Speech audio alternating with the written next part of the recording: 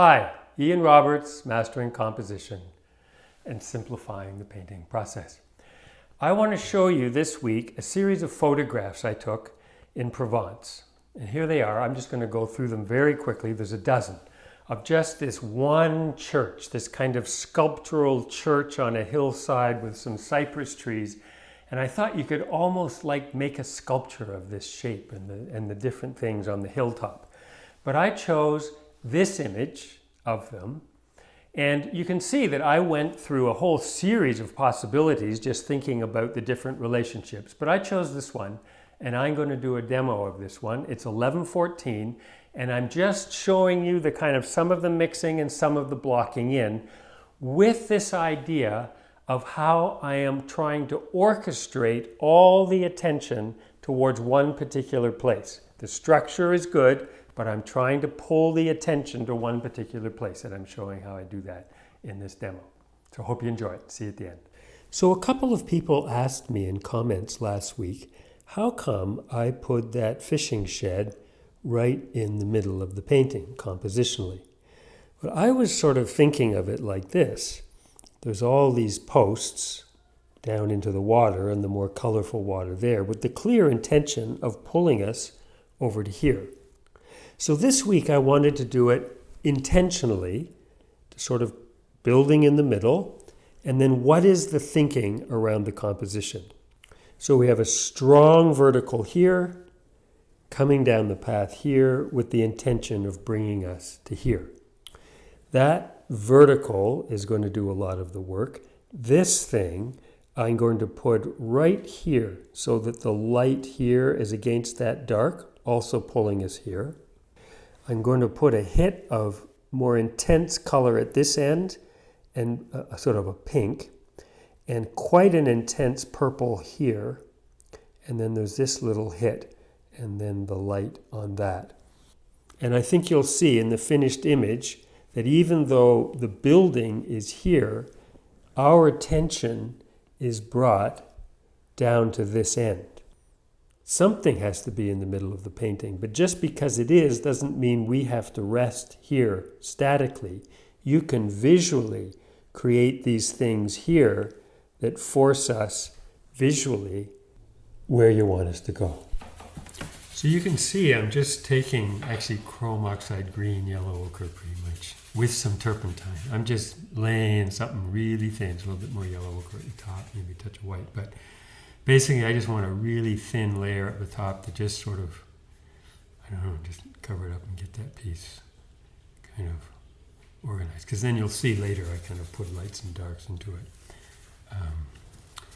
And then this is the wall, so it's ultramarine and yellow ochre and orange, sort of mixing a purple, not a purple, a sort of a blue-gray color. And then I just sort of test it, and it seems okay. You know, the shadows are cool, so it's a good blue. You know, there'll be lots of variation in that. I'll put things on there to kind of muddle it up, make it look more like stone, but that's sort of the idea.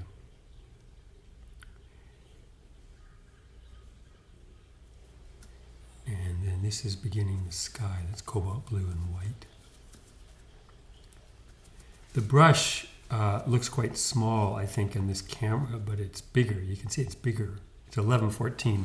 Panel, and it's a number 8, I think, or something. But you know, it looks reasonable size on the canvas. It looks sort of small because the whole picture is smaller on the. See, it looks smaller.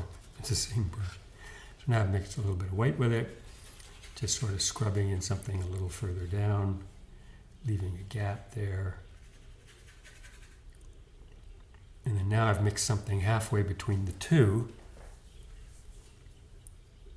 And at a certain point I come in, there I am, and just kind of put something in there between the two to make that gradation fairly smooth. And now I'm just feathering it with sort of the weight of the brush, just to kind of, then I've taken a little bit of cad yellow, lemon, and more white, and you know, just putting it in there and then just smoothing the two layers. And then there's more cad yellow at the bottom, and I'm just brushing it up. Just the weight of the brush to kind of smooth it out.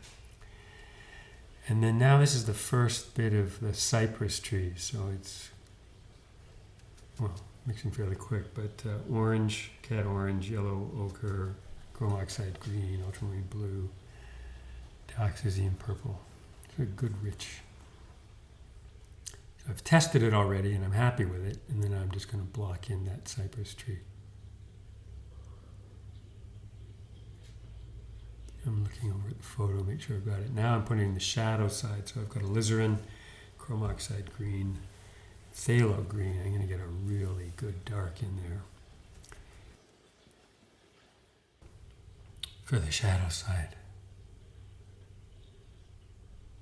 And you see, I'm just trying to find the shape and leave it. You know, I adjust the edges later, but for right now, big shapes.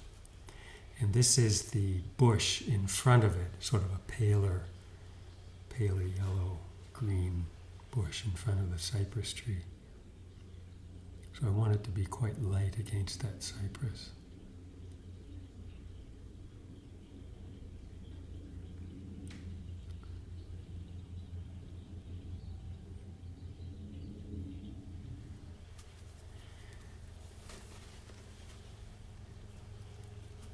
And I don't know, oh, I think maybe I'm mixing the roof color now, as I say, but there's a lot of, the white is down in the bottom left.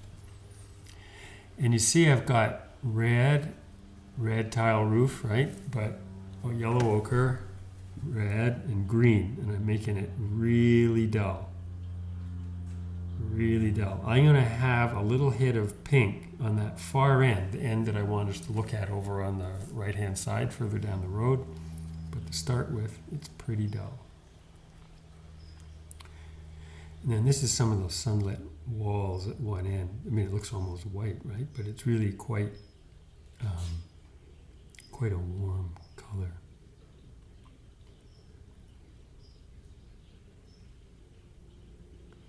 But you see, I'm just sort of trying to find the shape and lay it in. I'm not messing with it.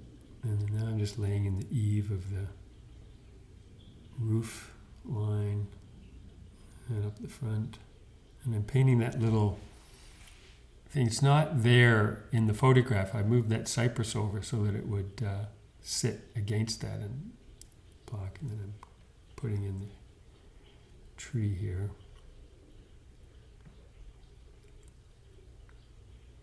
That's probably purple and blue, and then who knows. I mean, it's really just different grays. And I'm just sort of differentiating the wall from the edge of that church there, just pushing in some darker shape at the top. And you can see I've sort of put different greens and paths and lights and darks in the foreground. So there's the finished painting. And you know, the idea was to bring us down here. You can see a hit of orange there and a hit of purple here that are both pulling the attention. The contrast up there is pulling the attention. And so that hit of light pulling the attention. So even though the building is centered, we are clearly getting pulled up to this end, which was sort of the plan at the beginning. So I hope you liked that. Give me a like if you did. Please tell your friends about it if they don't know about it yet. Subscribe. You can get the email down below. And I will see you next week. Have a great week. I hope everything's going okay in your world, and you're well, your family's well, and you're feeling creatively inspired. So all the best to you. I'll see you next Tuesday. Bye for now.